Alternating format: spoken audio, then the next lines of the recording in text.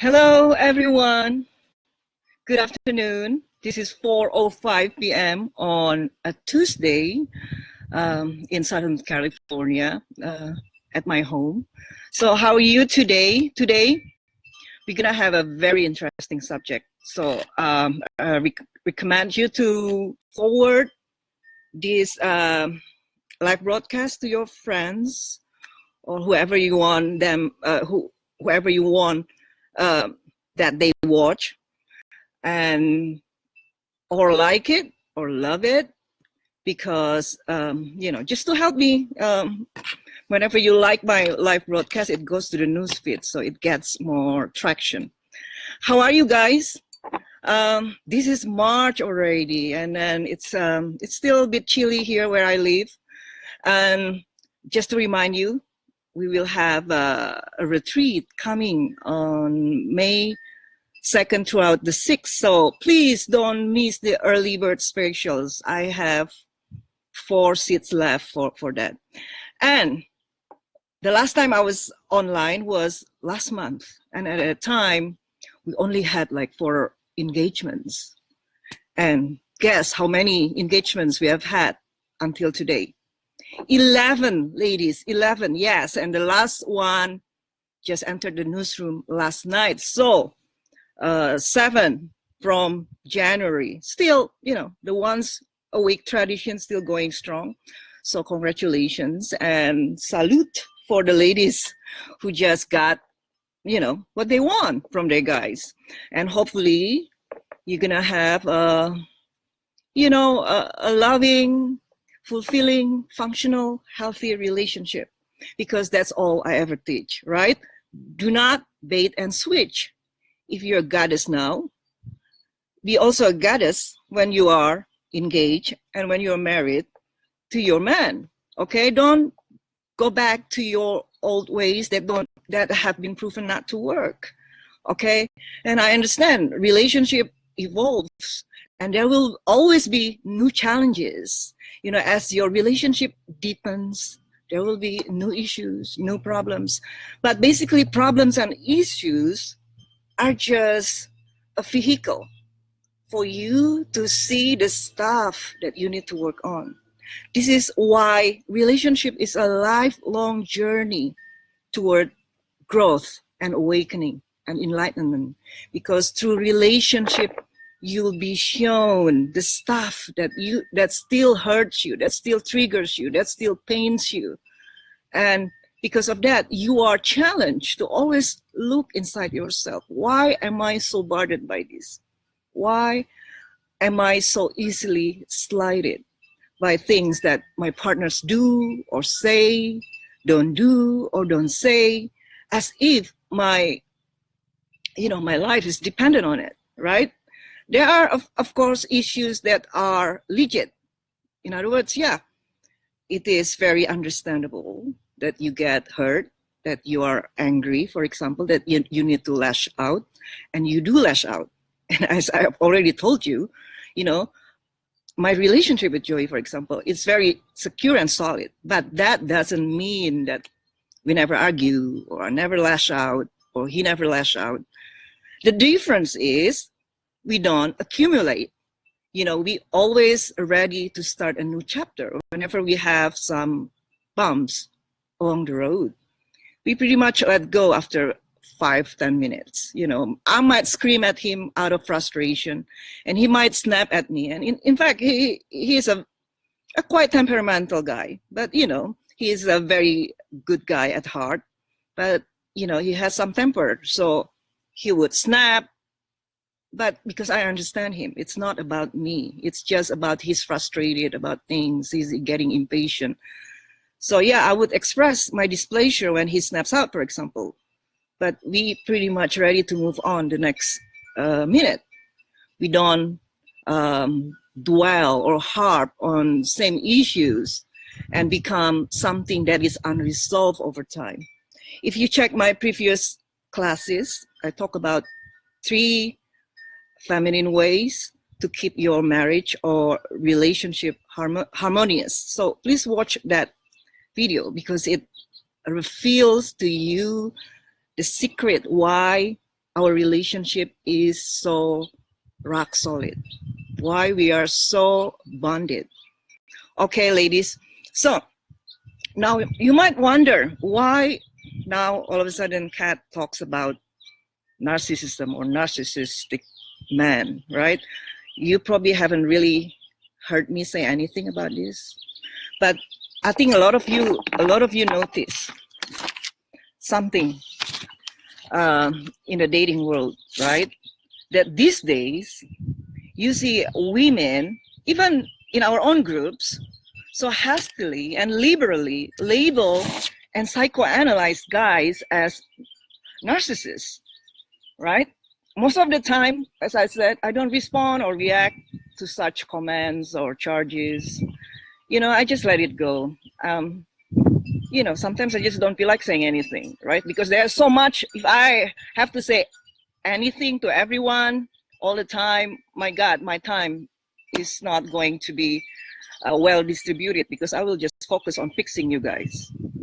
Because this is something I see day in, day out, either in the groups or those whom I work closely one-on-one, direct, right? So I know so well, you know, the kind of women who seek my help. Okay, so probably I'm the person you can somewhat rely on, maybe, to address such charges about men. Okay, because I'm the man whisperer. Don't forget that. I am the last resort. Oh, you might think, oh, Kat is so arrogant. Why you say that you're the last resort? Simply because it's not a belief. I just know that what I teach, it really is the last resort. So when everything else under the sun has failed, you come to me, and no problem, no relationship issue is too complicated for my teachings to solve. It's just as simple as that, because my teachings are the ultimate of why your relationship don't work, or your relationships are so hard and rocky. Okay, because at the end of the day, relationship issues are mere reflections of our own issue with ourselves. So whenever you have come to grip with the understanding about how you yourself operate, how you yourself means how the mind operates, then you will understand how men operate. You will understand how the entire humanity operates. It's just as simple as that. And when you are in the knowing, you are, of course, your vantage point will be 360 degrees, yeah, right? Your vision will be 20/20, because you understand what's going on. Ooh, ooh, ooh, ooh, ooh, ooh.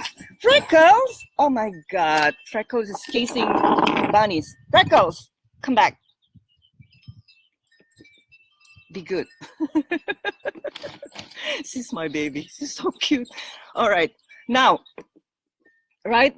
So I rarely say anything when many of you say, oh, so and so are narcissists, or when they're commenting about other women's EUM. Pretty, predictably, some of you will say, oh, he's a narcissist. He love bombs you. Now he's nowhere to be seen, blah, blah, blah, right?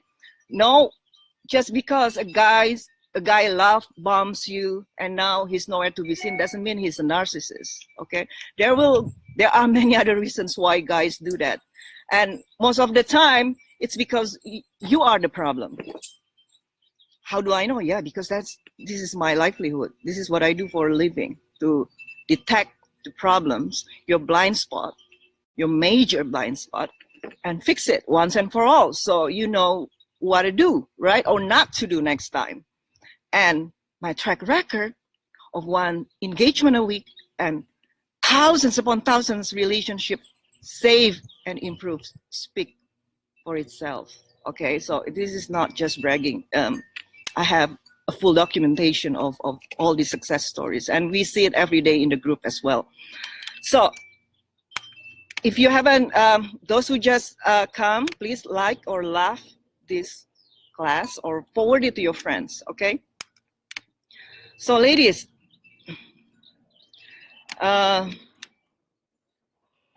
this trend among women these days, I don't know who popularized it, really, you know. It's been like getting out of hand and getting ridiculous. If you see, either on on Facebook alone, for example, there are numerous groups of former victims of narcissistic man. And many of these women believe they are empaths. Is that how you say it? Empath? Someone who is like very sensitive, supposedly. And their spatialness of being an empath is why they attract narcissistic men. That is their belief, okay? So I'm not gonna discuss what an empath is and whether or not that is scientific or just, you know, a speculation or a projection, because maybe that will be a topic for a different day, okay? And I've been working with thousands of women the last 6 years. So I'm familiar with their mindset, behaviors, and main issues that cause them to come to me in the first place. So I read them, or I read you like A, B, C. And the minute they're ready to be pointed out of their major blind spot and change it, they transform their lives overnight. When I say lives, it could be romantic or otherwise or both. So everything about their lives is transformed, because what I teach really stretches beyond romantic relationship. It's really relationship with everyone, and including yourself, of course, and especially yourself, and relationship with life. Okay, so stick here to this page and listen to this class till the end, what I'm going to talk about, okay? Because it's gonna challenge you to question your belief, to start looking into your own blocks and recurring behaviors that keep you in your hole, that keep you meeting a narcissistic guy one after another. So the question is, are they really narcissistic? Or are you, right? Or are they narcissistic, or you are projecting your own narcissistic needs and desires on these guys? So don't you want to know, right? Now, so a lot of these women who come to me, they're not particularly easy peasy kind of women. You know, many of them have very explosive personality, right? In fact, I dare say that majority of them are in fact the narcissists, using the exact same benchmark they're using against these guys, which is obviously very loose and self-serving. So I'm not talking about narcissism as necessarily as a severe psychological disorder or mental illness, but more like a spectrum, because all of us are narcissistic in some ways or to a certain degree or another. Okay, so before you guys get mad at me for saying this, I do recognize real cases of narcissism of various degrees, right? Either as a psychological disorder, which means it's very severe, or just mere traits, like I mentioned above. And in fact, as I said, narcissism is a spectrum. Each one of us is somewhere on the spectrum. Many of us are recovering narcissists, or have just graduated from that stage. In fact, every human being will have to go through that stage before they can pass on the next level of growth, right? If you see, for example, kids at a certain age, they're not capable of putting themselves too much in other people's shoes. Yeah, they can to a certain degree, but a lot of time they are still very immature and emotional, and they perceive everything as a slight to their self or their sense of self whenever they don't get what they want. That's why, like, kids will throw a fit, for example. And yeah, every one of us, including myself, I was a terrible kid like that too. Always threw a fit if I didn't get my way. My mother knows that. And by the way, my parents will be here tomorrow. Oh my God, I'm so excited. All right, just a distraction there. So every human being, before they go to a certain stage of understanding of human nature, they have to go through the stage of being a narcissist, meaning they have to have a sense of the I first before they can transcend it. They have to have a sense of being a persona or being an ego before they can transcend it. So it's not necessarily like a bad thing. So nothing is in the world, inherently bad. Now, if you follow me, you will understand that we in life, we will always be confronted with opposites. And only our attachment or to societal dictate what constitutes virtues or non-virtues, good or bad, is what makes this dualism seem so real. I don't know if you guys understand what I'm talking about. So if you follow me for a while, you will always discover that I would always say, life isn't black and white. So even something that you consider as right or wrong or good or bad can, in different circumstances, be the total opposite. So what I teach is for you to come to the middle, to the center, to be balanced, to be moderate. And moderation is part of growth, okay? So if you're not moderate in your view, if you are too much to the left or too much to the right, then you're not balanced. Only people in the center could see both sides and could just see with the eyes of neutrality when it's needed, but they can also take side when it's needed. So everything is contextual. Nothing is absolute. Okay? When you understand this very sacred principle about life, you have come to the center of gravity in which you will no longer be swayed by opposites. You will be equanimous. You will no longer be suffering thanks to that. So I teach this, and it is very important. This is why I am the last resort, because being in the center is the end, not of the journey, the end in a way that, this is the goal. But of course, life never ends, right? It's an ongoing process, an ongoing journey. But if you already come to the center, you pretty much can figure out everything. Everything is so clear to you, okay? So how do you come to the center? Stick to this page, follow me, all my free classes, and also if you have the means, of course, sign up for my programs and come to my home for the retreat. It's May 2nd throughout the 6th. So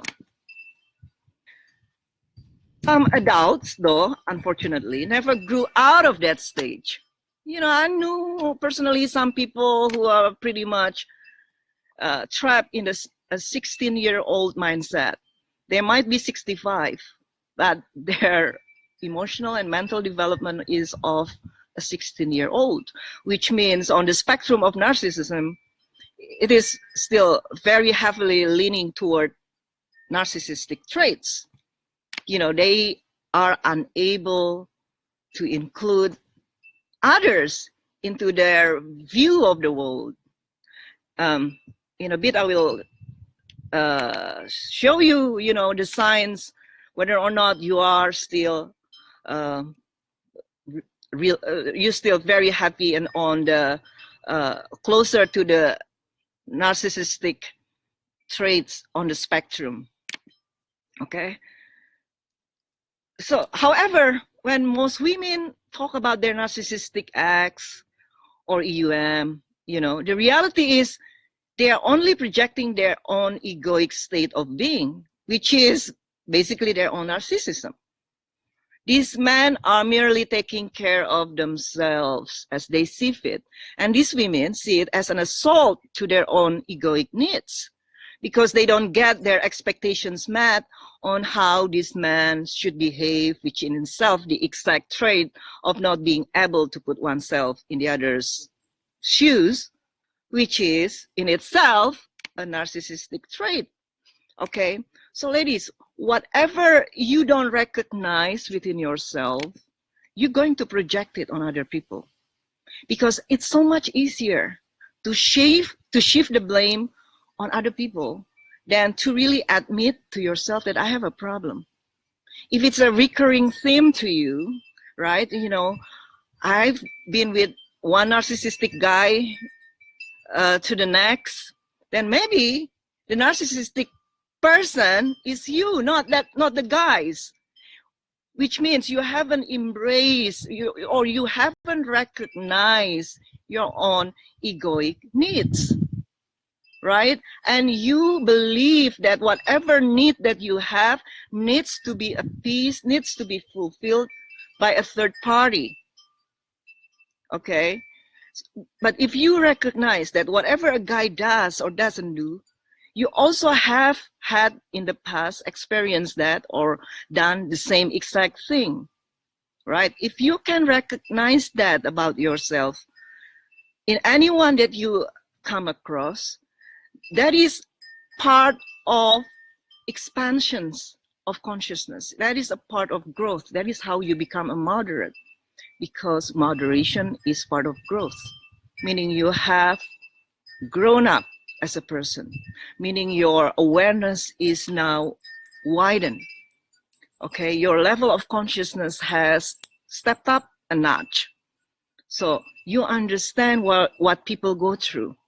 So in other words, ladies, these are the 4 signs that someone or you or whoever has strong narcissistic traits. Number 1, I already mentioned it, the inability to put oneself in other people's shoes.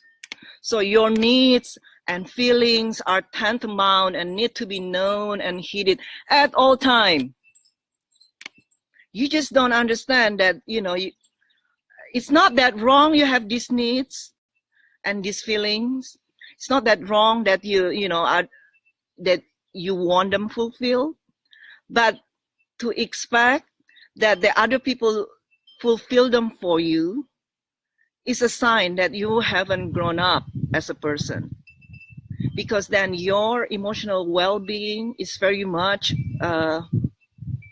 reliant upon external factors, upon whether or not anyone or a guy does things a certain way to appease you, to please you, to validate you, okay, to assure you that you are worthy. It's not anyone's job to do that, but yourself, okay? So, for example, one very common example that we come across time and again, for example, in the groups, anniversaries. Women, put so much importance on anniversaries that guys need to acknowledge it, not just remember, but to acknowledge it and to make this thing special, because whatever a guy does, around anniversaries or holidays is a representation to your worth,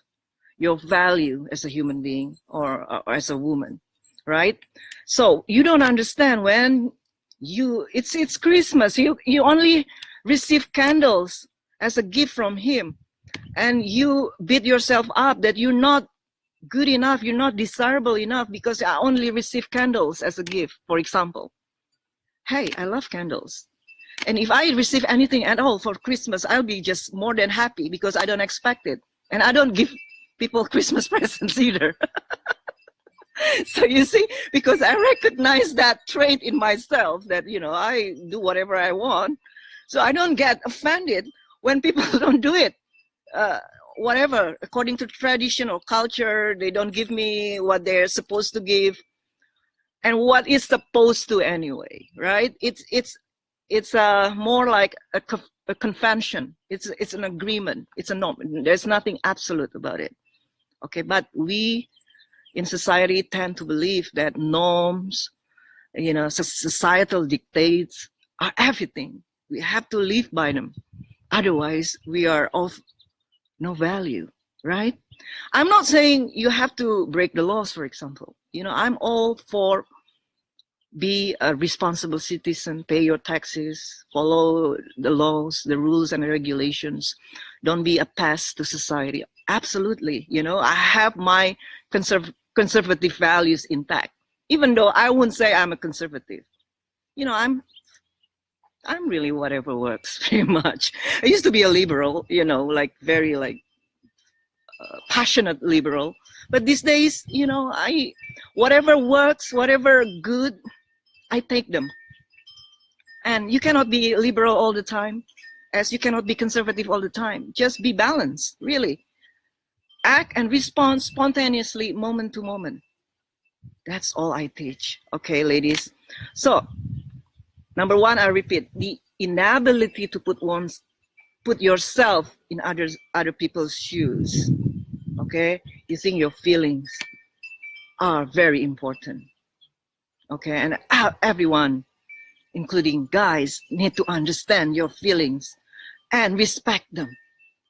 So if you have a certain tradition that you hold dear in your heart, for example, birthdays, anniversaries, holidays, by all means, practice it yourself, but do not for 1 second think this is the only way to perceive something.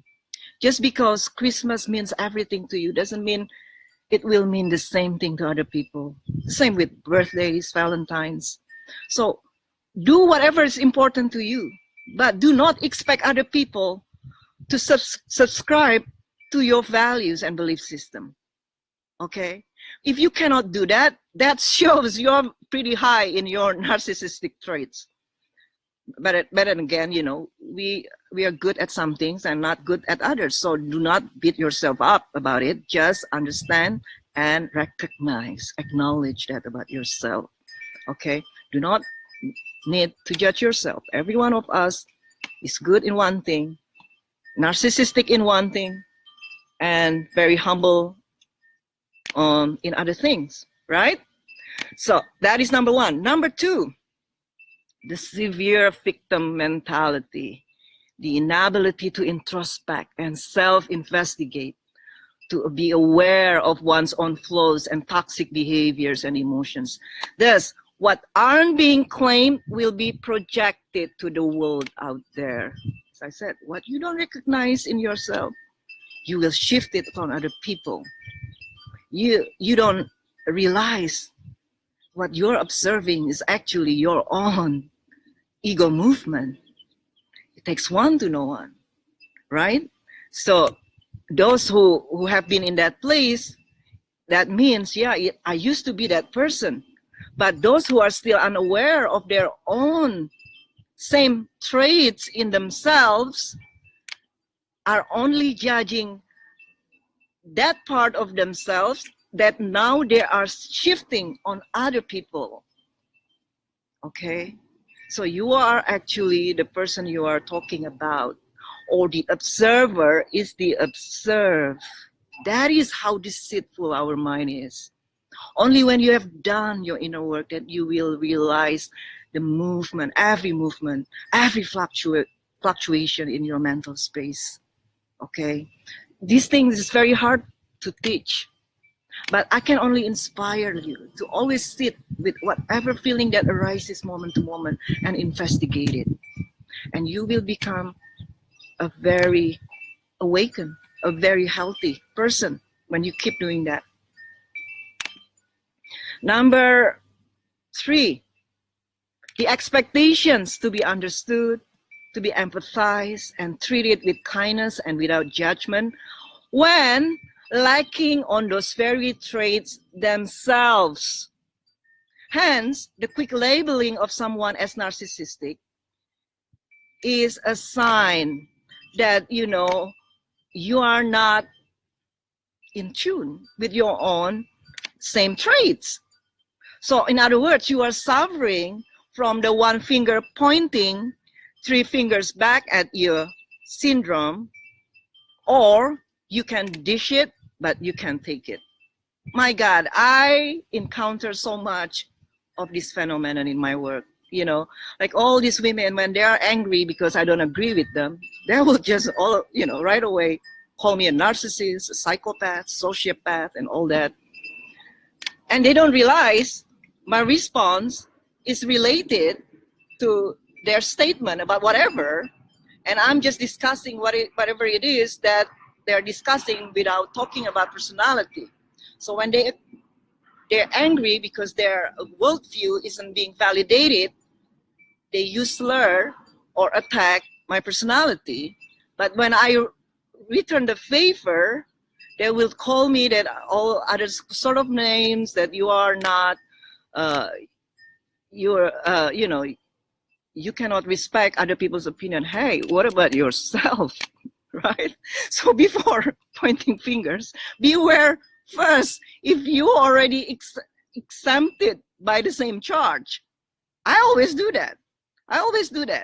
So, but many of you, unfortunately, are not evolved enough to understand that or to see that about themselves, about yourself. Okay? So you acting like a ball buster with me, but when I respond back with the same kind of energy, you think I'm the bad guy now. What about without being able to see that my reaction is related to your own, ball busting act? So you want to be able to dish it, but you can't take it. You see, that is a very simple, a very prime example, very simple example of how unaware most people are. And I dare, these are the type of women who come to me every day because of their deep unconsciousness, deep unawareness. They have problems in their relationship. So when you are trying to sort of shift the blame on me as if I'm the problem, it's very easy for me. Okay, so I'm the problem now. What do? I have a good life. I have a good relationship. You are the one who comes to me, who ends up in my page, in my group. So obviously you need help. I don't need help. I don't need you as much as you need me. So I'm very blunt like that.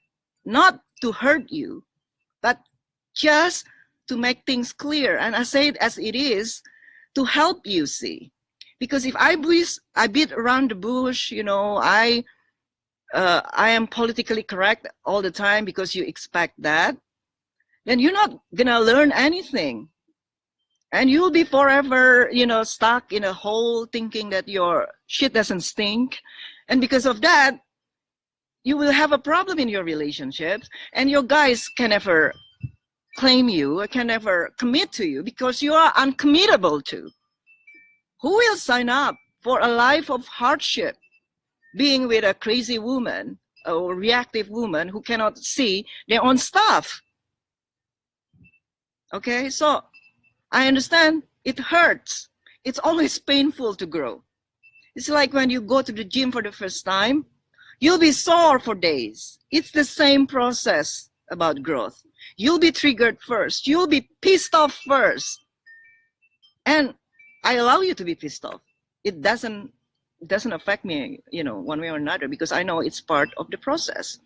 In order for the new muscles to grow, you have to break through the old muscles, right? So the muscles fiber need to break apart. That's why it's sore. It's painful. It's the same with spiritual or emotional growth. It's going to be very painful to face our own demons, to admit that we have a problem, or we are the problem. And that is part of the construction of the concept of self, almost, until one day when you have done the work enough, you will just let go any conception of the self. That is the death of the psychological self. That is the end of all stories about the I. When you have come to that place, welcome inner peace, welcome liberation. Okay, salvation is pretty much about coming whole and to the center. So you're no longer triggered by anything anymore.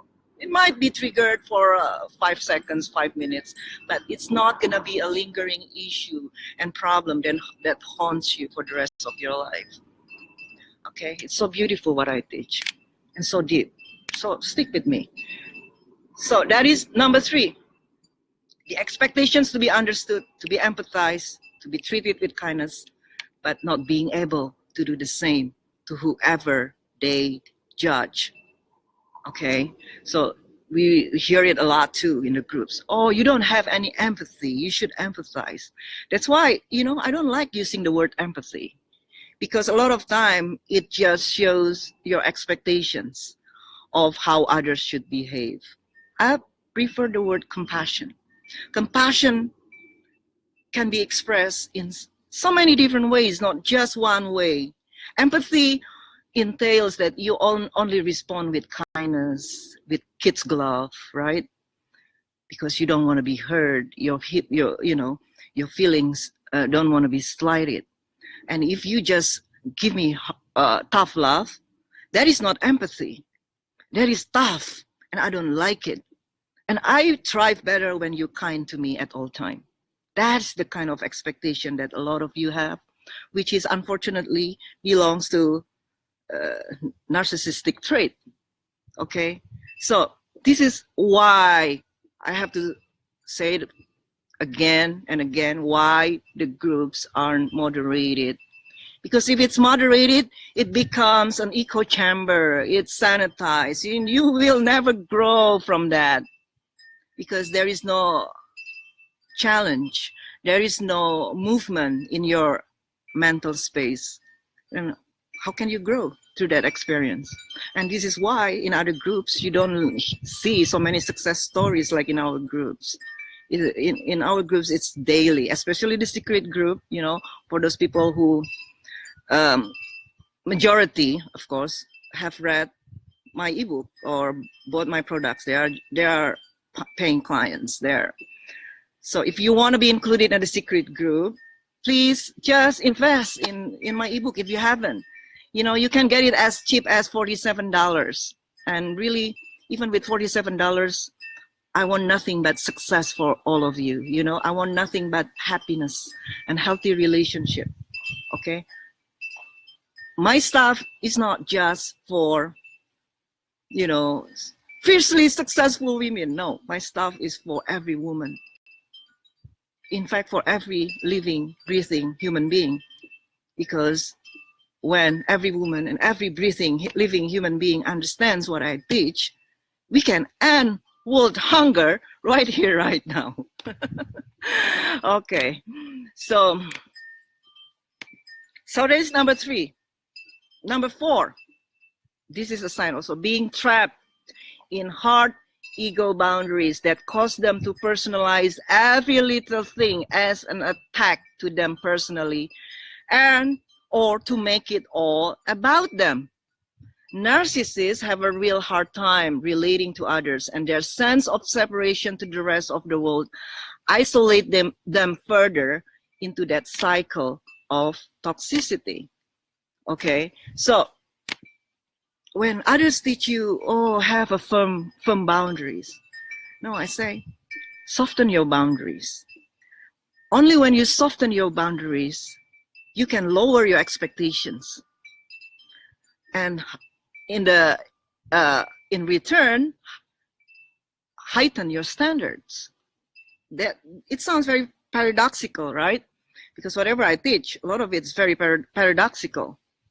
It is to confuse you, because then otherwise you'll be attached to rules and regulations and norms. And I'm not about rules or regulations or norms. I'm about beingness. I'm about actually feelings. But a lot of you don't know either what feelings are, because you don't know what thoughts are. You're just being thrown there in the sea, not knowing, at the mercy of the waves, right? So if the waves are very violent, you'll be violently thrown all over the place too. You have no sense of anchor inside yourself. By the way, Michelande, yeah, this is what you started in the group. World hunger. So just want to recognize you there. It's funny. So, so if you always personalize things that people do or don't do as if it's all about you, it shows that you are trapped in your egoic or narcissistic state of being. Okay, not everything is about you. So when you're fighting the world, when you're fighting people, you're fighting your EOM, you're pretty much fighting your own demons. Okay, that is where the toxic emotions come from. Your own unresolved issues, your own unrecognized traits in yourself. You still haven't recognized your own humanity. Because when you recognize your own humanity, it's very hard for you to condemn other people. It's very hard for you not to understand. Peoples are on different stages of the journey, right?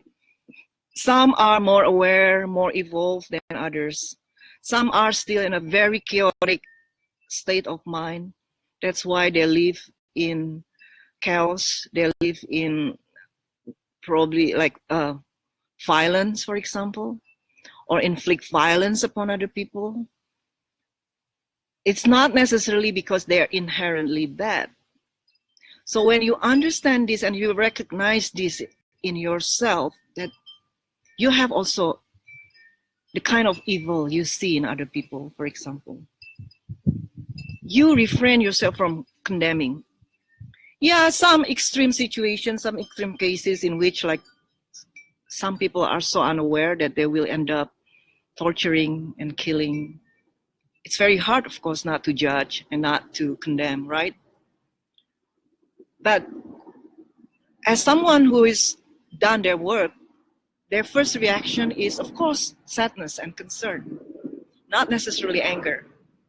This is my reaction pretty much every time I see violence in the world. Deep sadness. And God knows how many days I cry just because I realize how terrible this state of being is, both for the victims and perpetrators. It's only because they don't see what we see, right? Most of us already have graduated from that stage of chaotic existence. We at least can see that violence doesn't lead anywhere, right? But to these people who are still in that levels of consciousness, life is extremely hard and extremely painful.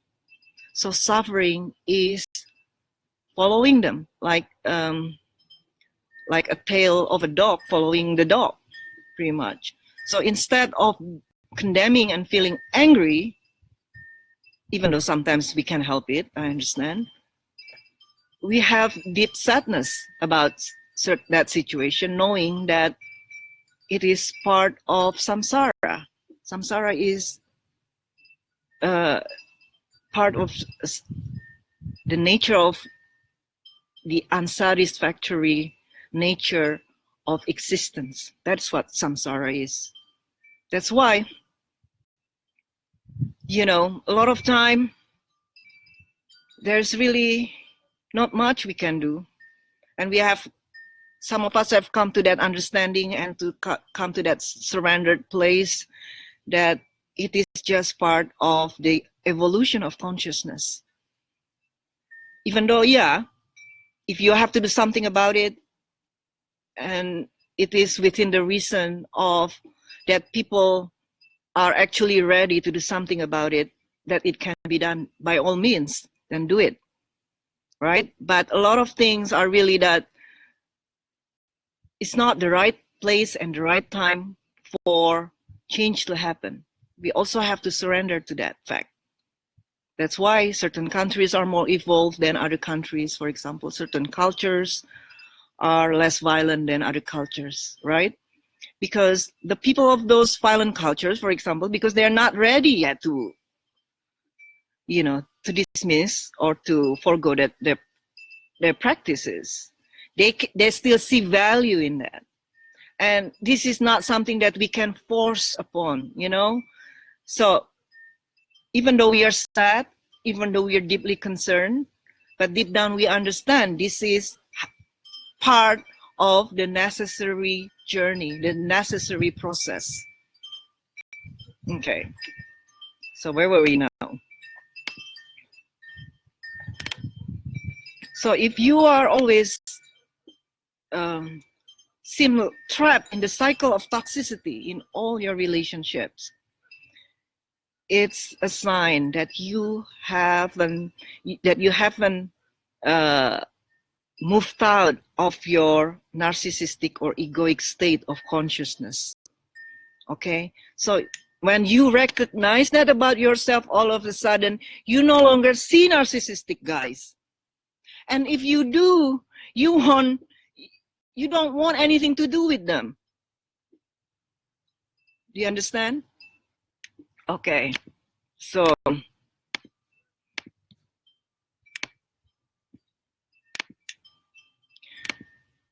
the kind of guy you attract is pretty much a reflection of who you are, right?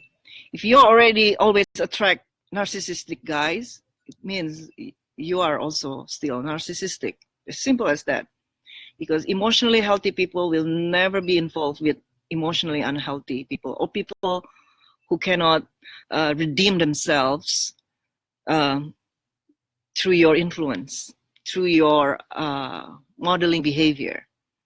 Like, for example, I give you an example. Maybe you've heard it before, that with his ex, Joey, Robbie was toxic because the relationship was toxic. The women were toxic. So they were involved in a very toxic relationship, right? But with me, he's capable to prove to himself that it doesn't have to be that way. So my emotional health brings about that very aspect in him as well. So when you vibrate from a higher frequency, you either make a guy step out of the way because you're not interested in them, or you bring out the best in them.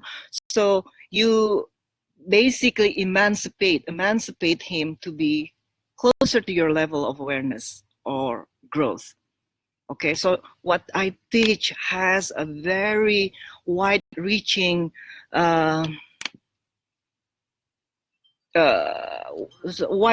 effect on people's lives. Not just your life, but you will also bring about this sanity to people around you. Goes without saying. Okay, so those 4 things, ladies, are the most common traits of most women who come to me, and all those make the reason why they have such a hard time with men. And many of these women are both unwilling and unable to own their stuff. So the easiest thing to do is to shift the responsibility away from themselves on why they feel the way they feel. So this is why there seems to be such an epidemic of narcissistic men, because the observers are the observed. In other words, the reality is there is a serious epidemic of real low emotional intelligence or low EQ in women that make them uncommittable to. They are energy vampires. And that is the short version why most men seem to be emotionally unavailable these days. And my teachings help raise their EQ, but only when they're ready. when they're done trying to fix others but themselves, when they're prepared to face their own demons, to recognize their own stuff and re-own them. So yeah, even though I say I'm for everyone, but fact is not everyone's going to be ready for my message because they still want to fix others. They still want to try a strategy instead of working on themselves. Okay, so how is it as an introduction, ladies? Now I open the Q&A session. So let's see if anyone has a question.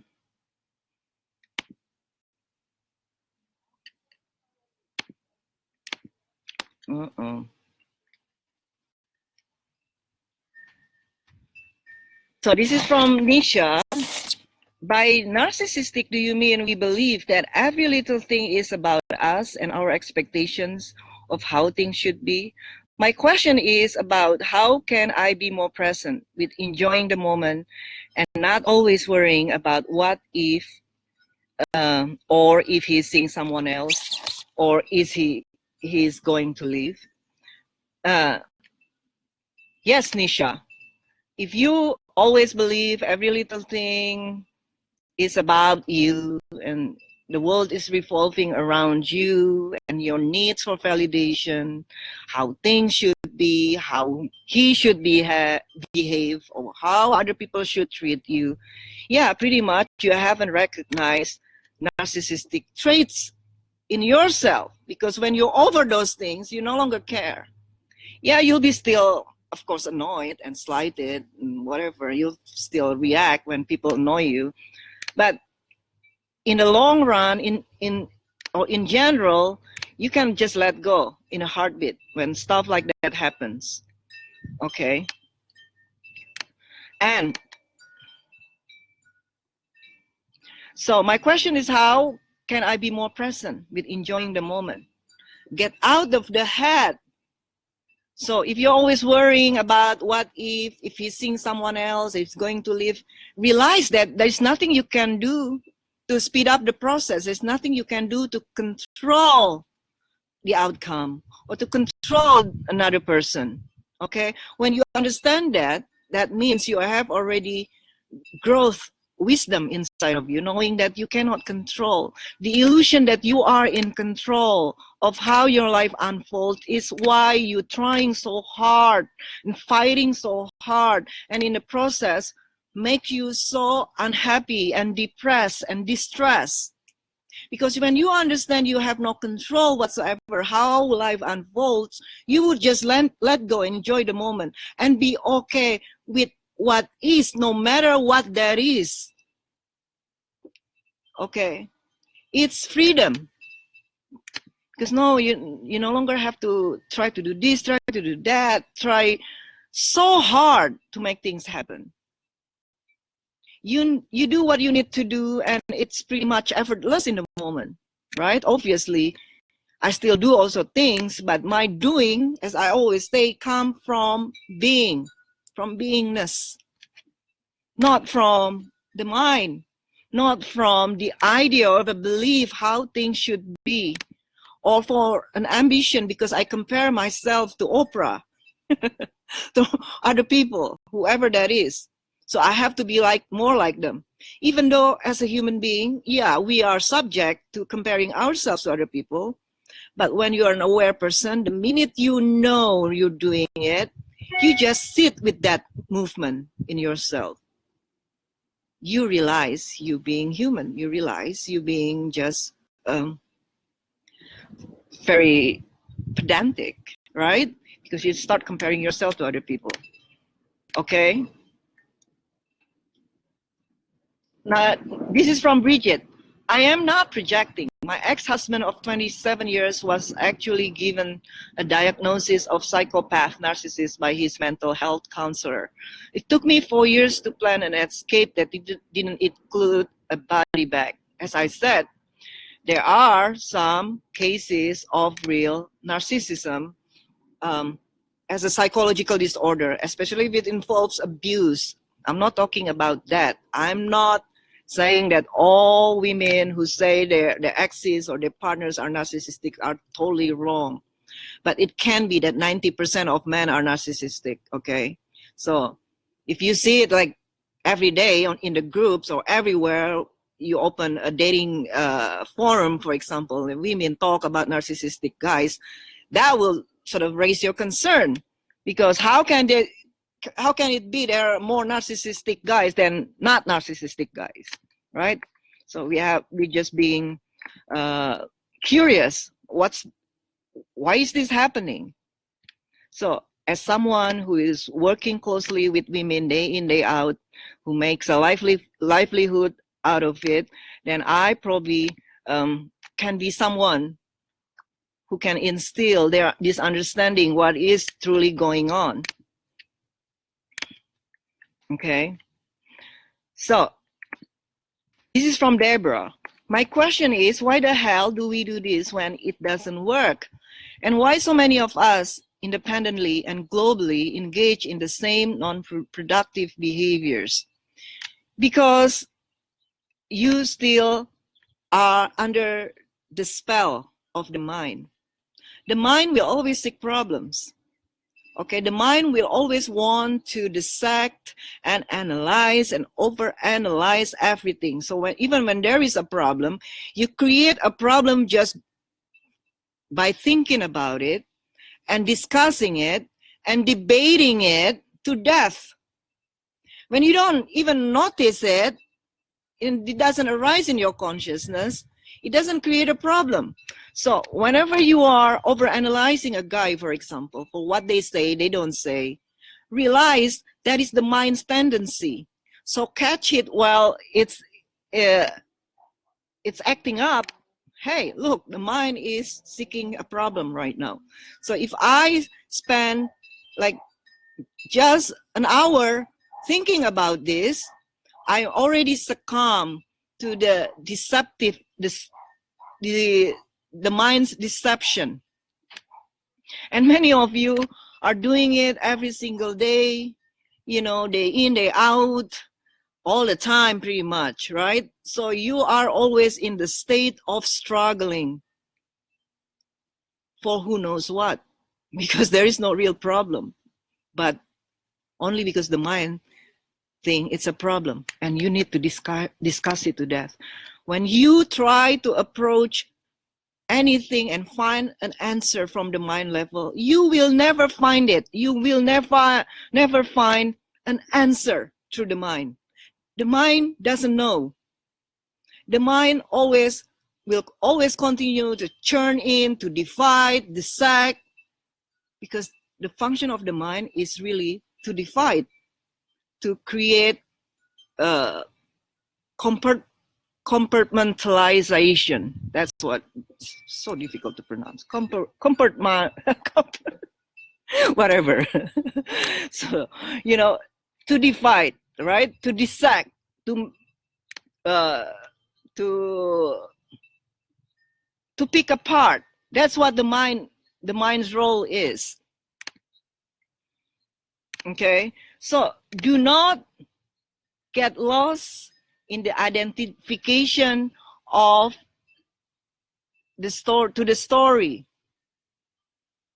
And the only reason you are so engrossed in dissecting anything is because it is about you. The thought is about you.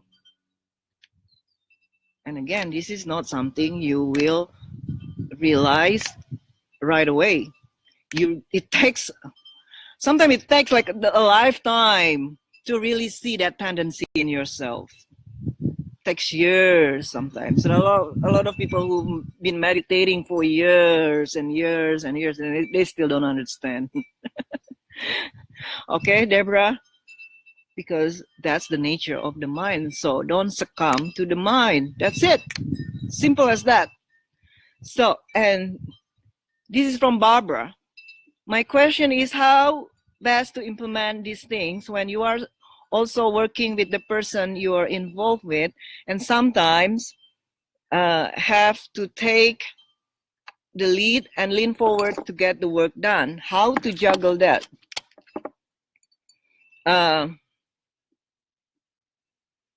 So you're working with the person you're involved with romantically. Sometimes you have to take the lead and lean forward. Yeah, that is the nature when you're mix business and pleasure. Sometimes it can be hard. Then you have to do what you have to do in terms of business, you know, and then go back to your sort of like feminine self when it comes to relationship. So sometimes it's hard to juggle. I understand that because Joey and I also work together like that. Okay, but I don't act as the boss though. Most of the time, he's independent of doing his own thing, and I do my own thing. If I need to say something because something needs to be done, then I say it. You know, just as simple as that. But I understand sometimes in real life you don't have that luxury. Sometimes you work together. You need to, you know, to lead or to assert yourself to get things done. Well, then surrender. That is what reality is. Then you surrender to reality. Make the best. Make it work. Okay. It's from Bridget again. My biggest issue or question would be how to build a connection without leaning forward in a relationship. You don't have to lean forward with a guy, with a masculine man to build connection, because guys will naturally be drawn toward a lean back woman. You know, masculine energy will be naturally drawn to feminine energy because it complements each other. They complement each other. Okay, so the more, in fact, the more you lean forward in a relationship, the more you try to make things happen, the more you try to run the show, try to fix, the less likely a man will feel drawn toward you. Men are not attracted to that. Men are not attracted to bossy women or women who mother them to death, telling them what to do. So realize of that tendency to always mother and fix a guy. Okay, the more you lean back, the more the more agreeable you are, the easier you are to lead and to be with, the more connected he will feel toward you, and the deeper he will fall in love with you, and the faster as well. Okay, this is from Sri Devi. My question is, if you are very close to your birth family and your friends, and most of your emotional needs are being met by them, how does one make space for a romantic partner? Does it have to be an either or? Will an alpha guy be willing to understand? I understand Sri Devi is from India, right? So you still live with your family. You have a very close relationship with your family, which is fine. But once you're in a relationship, please also understand that now he's like the leader in the relationship. So you respect his leadership. You respect his manhood. So if you always take side with the family, just following whatever the family says, and you don't care about what he thinks or feels about it, then yeah, it will be a problem. So in the end, it's just a matter of choosing your priority. What is more important to you? Do you want a healthy relationship, or do you still want to live and be under the influence of your extended family or your parents, for example? Okay, sometimes it's a matter of choice. And even though you don't have to make a drastic choice either or, you can still find a middle ground somewhere. Okay, you can be more probably firm with your family, say that, hey, I'm now in a relationship or I'm married, so you know my husband is now my priority. Okay, so sometimes it needs to be done, then you can do it nicely, and I'm sure they will understand. Okay, so see, we'll see. This is from Edith. Kat, how do you not lose your shit as some of the women here? I want to learn your secret. Well, sometimes I do. Sometimes I become harsh. That is when I'm kind of like very frustrated by you guys, and I have to express it, because otherwise I will repress it, right? Sometimes when I'm not in a good mood, I'll be very kind of obvious that I will be very bitchy a little bit. Not you know, not crazy, but it will be just obvious when I need a break. I need a vacation here. I'm done, you know, looking at that, listening to this craziness day in, day out sort of thing. Okay.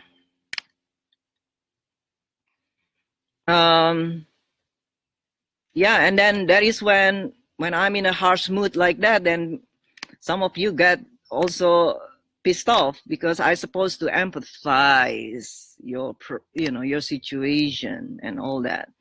Okay, so any other question? Let's see here. This is from Yesenia. That's how do I pronounce your name? Right. She has even lost it with me. LOL. But I appreciate what she is doing for me. You know, most of you who got mad at me at one point or another, usually you come back and say, I apologize. And you know what? I'm a sort of person that don't hold grudges. Like, this is the real example of dying to the past every breath you take. So I might be bitchy right at this second, but 10 minutes later, I already move on, with the new things, new problems, a new chapter. So I don't hold grudges, and I understand this is part of the process. It goes with the territory that some of you are just going to test me or challenge me or resist me left and right. Yeah, sometimes I'm not in the mood, to deal with your resistance. That's why then I become bitchy. And I understand that you probably triggered by my not so kind words. So I'm always willing to let go. I don't accumulate anywhere. That is the prime example of not accumulating anymore. It's about dying to the past every breath you take. Okay, let's see some other questions here. It's very difficult to read. Okay, let's see it here.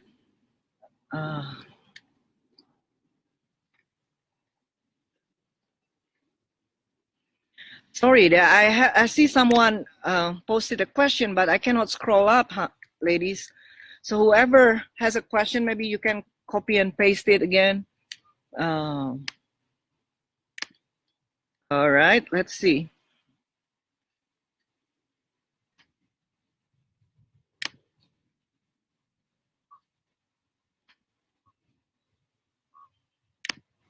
Anyone else?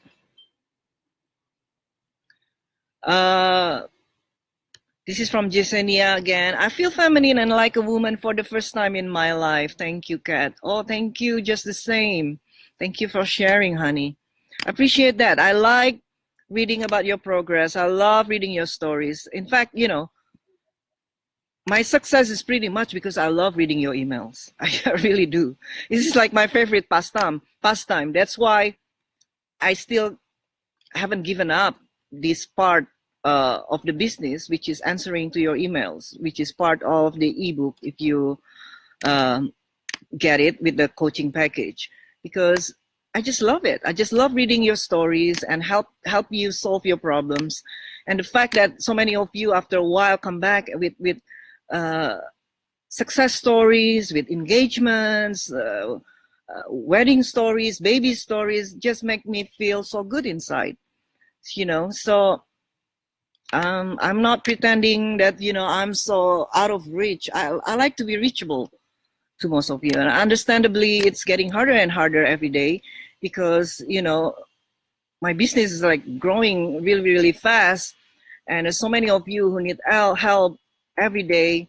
I receive so many emails asking for help, and a lot of time I have to be honest with you. I can no longer give you free advice because I don't have the time to read these long emails anymore unless you're a client. Even even I'm often behind with clients. So some of you know that as well. So please understand, not that I don't want to help. I really want to help, but it's only one me and there are millions of you.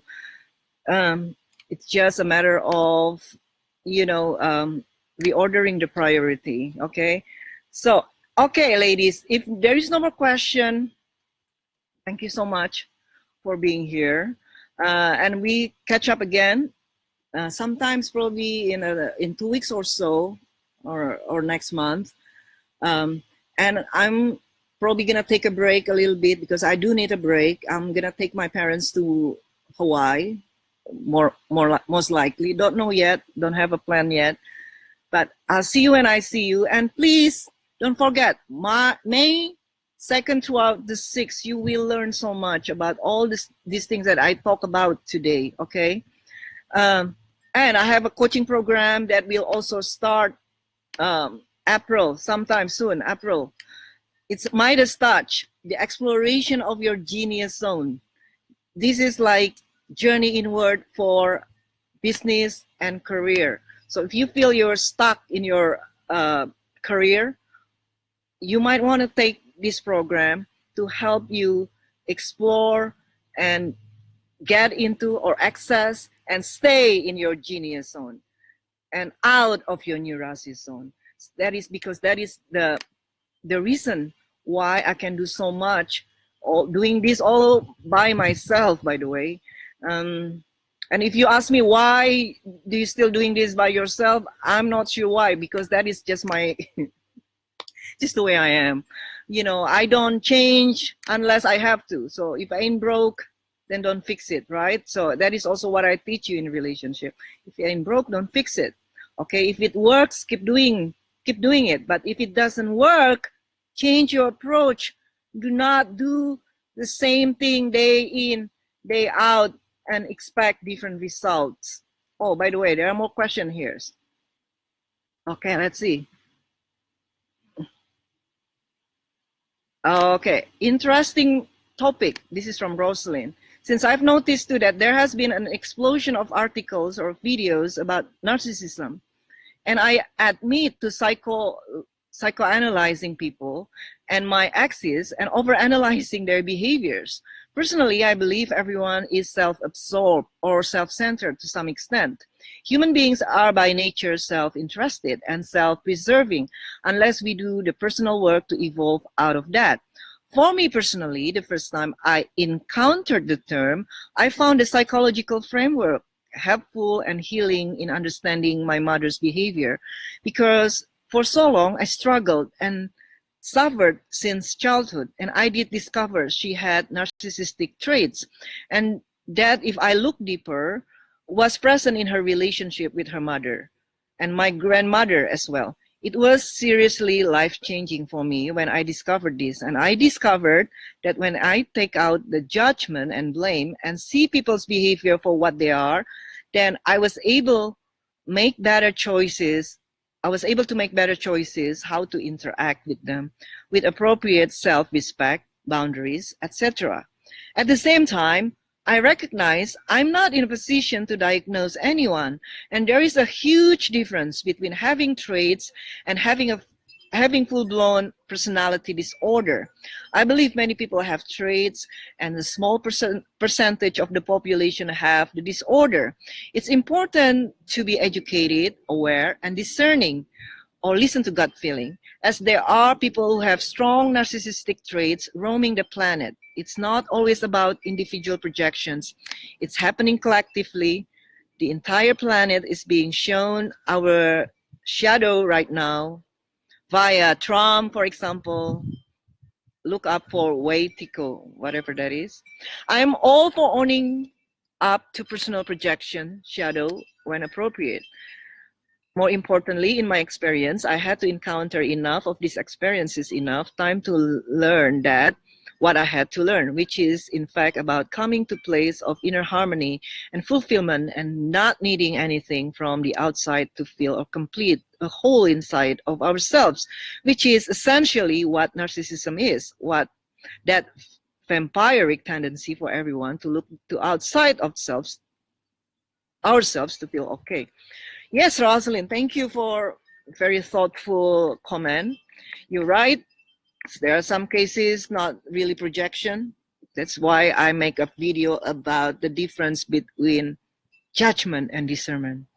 You can find a video on the page as well, or go on YouTube and subscribe to my channel. You will find that video. What differentiates between judgment and discernment?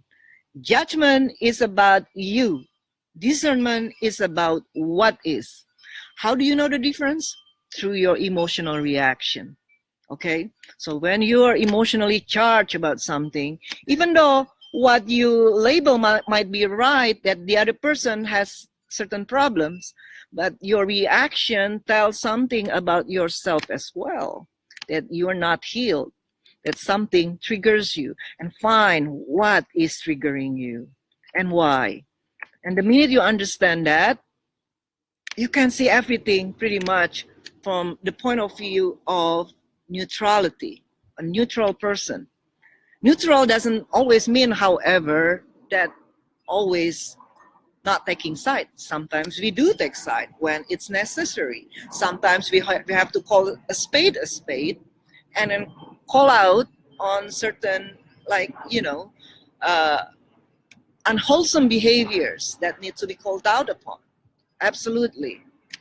But you will see the difference is from how much you are bothered by something. Okay? All right, let's see what else here.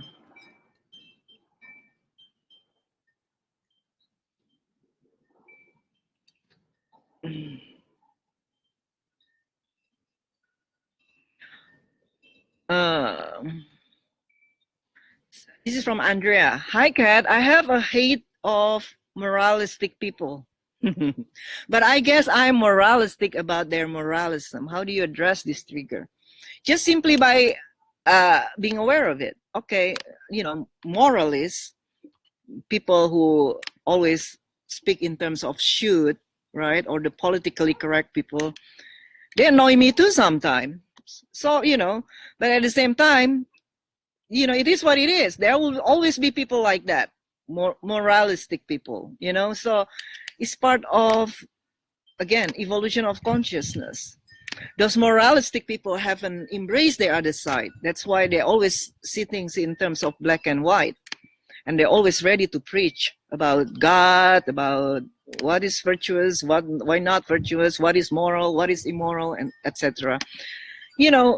Once you understand that their point of view comes from their level of awareness, you just let go of that feeling, that annoyance or being bothered by it, okay? Because what's the point? It is who they are. It is where they are in their journey, okay? And people are always right in a sense that, they can only see what they can see. So do not blame them for seeing what they see, because they're not privileged for other ways of seeing things unless they do the work. And they cannot do the work unless they see their ways are the problem, are a problem. That's why, even though, I'm good with solving relationship issues, but if you're not ready, I cannot help you. Because when you're not ready, you can see that you are the problem. I cannot help you unless you seek help. Okay. All right.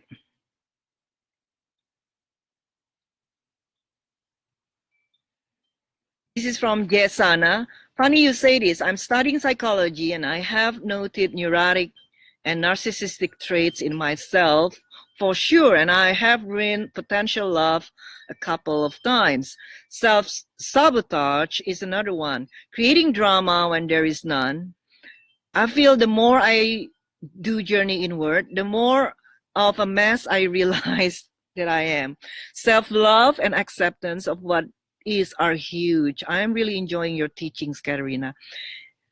Jesana, thank you, honey, and kudos for seeing this in yourself, okay? Most women don't and can't, and that lies the crux of the problems. I'm often the lone voice in the midst of a bunch of women who need exorcism of their own demons, okay? So in the group, most of the time, pretty much 90% of the time, I'm against the current, okay? And I'm okay with that. I'm okay, because it's so hard. Again, what I teach requires growth, requires evolution, requires inner work. That's what journey inward is for. So those of you who always want to sign for journey inward and haven't done it, please do it, because it will change the way you see the world so much. It's so deep. It's so deep, everyone. And it's not being taught anywhere else, especially not by any relationship coach in the world. I can assure you that.